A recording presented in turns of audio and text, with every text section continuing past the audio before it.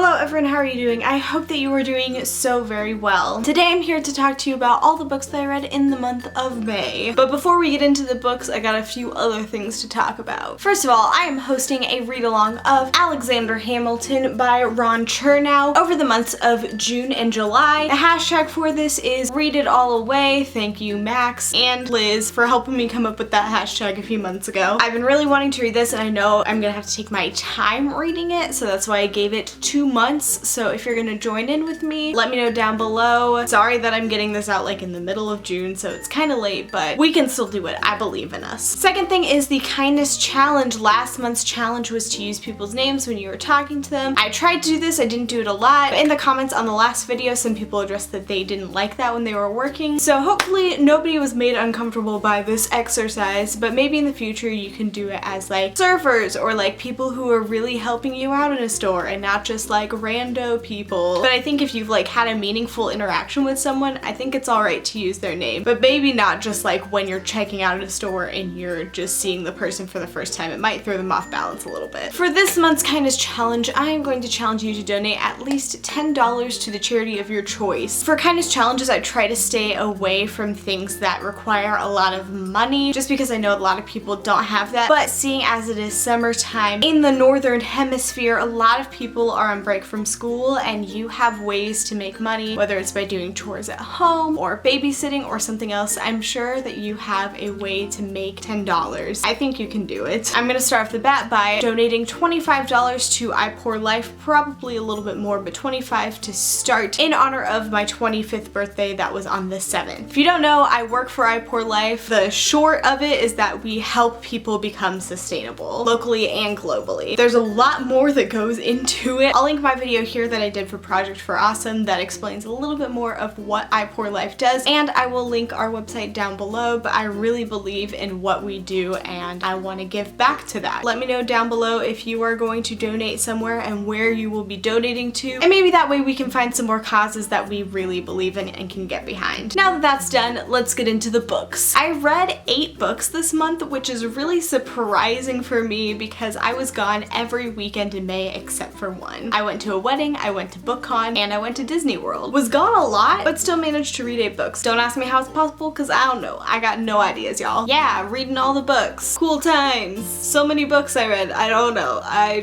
don't know. First up, we've got Nearly Gone by Elle Casimano, something. This is about a girl who is witnessing a string of murders happening in her town, and she believes that these personal ads that she reads every week have something to do with them and that she's getting hints from the killer in them. So she's trying to solve the mystery, but people are also suspecting her of committing these murders. So we got some murder mystery way up in here. I was kind of supposed to be reading this for BookTube Buddy-a-thon with Max and Raylene. I was supposed to read a lot of books for that. This was the only one I read, and it came like 3 days after the BookTube Buddy-a-thon ended, so kind of failed on that. I thought that the concept and the plot was pretty interesting. It didn't quite capture my attention to where I was addicted until probably about 2/3 of the way through. But once I got to that point, I was like, can't put it down, so much is happening, I need to know, and then I just sped through the last third of it. Nearly, as a main character, was okay. She grew on me towards the end and I enjoyed reading about her, but she wasn't necessarily amazing. She wasn't somebody that I was rooting for the whole time. The romance in this also felt really stilted and forced. It might be because there was a little bit of that bad boy with a heart of gold trope that I hate, so I was already not feeling it, but it just didn't feel totally natural for me. Trying to figure things out with Nearly and trying to solve this murder mystery was really fun and really interesting, but it was just overall an alright book. If you like murder mysteries, you will probably like this, but it's not anything super special besides the fact that the concept is pretty original and interesting. It was a 3 most of the way through, but the ending was pretty great, so it bumped it up to a 3.5 out of 5 stars for me. Next up, we've got The Rosie Project by Graeme Simsion. Names I can pronounce, yeah. This is about a guy who has Asperger's, who has started this thing where he's going to find his perfect woman, and he has like a whole questionnaire that he has people fill out so he can find his perfect woman. And then he meets this girl named Rosie who doesn't meet any of his qualifications, and they strike up sort of an unlikely friendship. It definitely took me a while to get into this book. At first I was listening to the audiobook and I liked that, but then the library took it away from me. I ran out of time and then I was like, oh no, I have other things to read. So I put it on hold and then started it again a few days later. My main concern going into this was that it sounded extremely sexist, and to be honest, it kind of was, but it it didn't do it as fully as I thought it would. While the concept is very sexist, Don, the main character, is called out for his sexism in the book, and it is discussed. So it's not just like, oh, here's this sexist storyline and we're not going to talk about how it's sexist at all. And that aspect of him definitely changes throughout the book. Even towards the end of the book, he's kind of changed his thinking towards women, which is really nice to see a character growing and changing in that. I really loved Rosie and Don. Both of them are very interesting, dynamic, flawed characters, especially Rosie. She's not this straight, clean-cut character. She's got a lot of problems and a lot of baggage, and a lot of that is dealt with in this book. One thing is that Don does have Asperger's, and this is a pretty stereotypical representation of someone with Asperger's. I've seen positive reviews of that, I've seen negative reviews of that, so I'm kind of on the fence with that. If you've read this and you thought it was really offensive, let me know down below. Maybe you can educate me some more, because I am always here to be educated about things. But objectively, I enjoyed this as a love story and for its interesting characters, though it wasn't the best ever. I gave this a 4 out of 5 stars. Next up is The Glass Castle by Jeanette Walls. I kind of buddy read this with Raylene. This is a memoir about Jeanette's life, and it is really interesting. I can't say that I've read a lot of memoirs, so I don't have a ton of things to compare this book to, but it was so interesting and so engaging and heartbreaking and moving. So many things. It was so well written, and I don't know that many other memoirs are going to compare to this because of how well written it was. Jeanette's family is very nomadic. They're always moving, always changing, always shifting, and her parents are not necessarily the most well put together people. They don't have it together. They have these kids and they don't really know how best to take care of them. This could be a fiction book. Like, her life is so crazy that it could be a fiction book, but it's real life. I also know this is being made into a movie, and I'm really interested to see how this translates to screen. I give this book a 4 out of 5 stars. Next up is Magnus Chase and the Gods of Asgard, The Sword of Summer by Rick Riordan. This is just like a classic Rick Riordan book where you know it's gonna be hilarious and fun going in. If you've read any of his other books, basically you know that he does a lot of demigod origin stories, and this is kind of the same thing where Magnus is a demigod, but within the Asgardian universe, the 9 realms. So much happens at the beginning of this book. Magnus is homeless, but it's his birthday, and then his uncle finds him and is like, you have to do this thing and find this sword, and just so many things all happen at once that leads into the bigger story and the bigger picture. All the different characters were hilarious and funny and interesting, and the story was really fun. The world building took a little bit of getting used to. Setting up for the plot and for the book and for the rest of the books just took a bit. It wasn't like I jumped in and I was like, yeah, ready to go. I had to get used to some things first. I also listened to the audiobook, loved the audiobook. And another thing that is great about this book is the representation. One of the main characters is a Muslim woman of color, and we also have a deaf main character. Lots of representation all around. Props there. I have a feeling there's going to be even more as we go on, so I'm just really excited to see that come to life. I love seeing different kinds of characters in these kinds of stories that are written for middle grade. Seeing that much diversity is so good for that age. Can't wait for the rest of the books. I gave this a 4 out of 5 stars. Next up, we've got The Demon King by Cinda Williams-Chima. I picked this up on a whim. I was not expecting to read this, but Paige had mentioned something about it, and I was like, oh, cool, sounds interesting. Was not expecting to get as engrossed as I did. This is part of the 7 Realms series, and basically this follows a girl named Raisa and a boy named Han. They come from very different backgrounds. Han lives in this street market area of the kingdom, and Raisa is the princess heir, and it just kind of follows their journeys and all the craziness that happens in that journey. Can't really say more than that because spoilers. I started listening to the audiobook, and I really liked the audiobook, but I was just like, okay, I'm not really sure what's going on. Then on the way home from Disney World, I got the ebook from Hoopla, and I just like tore through that freaking ebook, and I was like, I need to know what happens. And now I'm on the 4th book in the series, so I haven't marathoned a series in a while. It feels really good. The characters are seriously so great. Mostly Raisa. I love her so much. I love her, I love her, I love everything about her. Han and Eamon are also great, but like Raisa, let's be real. Another thing I really loved about this book and about the series is that the world building and the magic system aren't super complicated, so they're really easy to dive into. You don't have to know or think a lot, so you can get really lost in the story. It just makes them really addicting and really fast reads. Basically, everyone should read the 7 Realms series is what I'm saying. I gave this book a 4.5 out of 5 stars. And last but not least, we've got the month of Matson books, minus the unexpected everything because I read that in April. We've got Amy and Roger's Epic Detour, Second Chance Summer, and Since You've Been Gone. As you probably know, I do month of Matson every year, and I reread all her books every year because they're just phenomenal. I loved reading these books as much as the first time. They're all still freaking phenomenal. I bawled my eyes out in Second Chance Summer as usual, and I listened to the audiobook of Since You've Been Gone and really, really loved it. And yes, this isn't the actual book. My book is lent out, person has not yet returned it.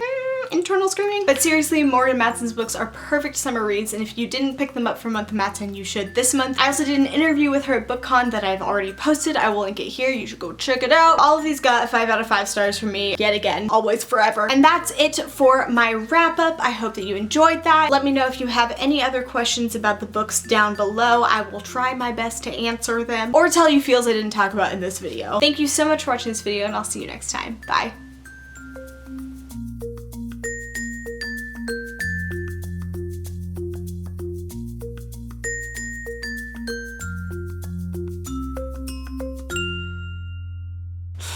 Nah, guys, it's so hot.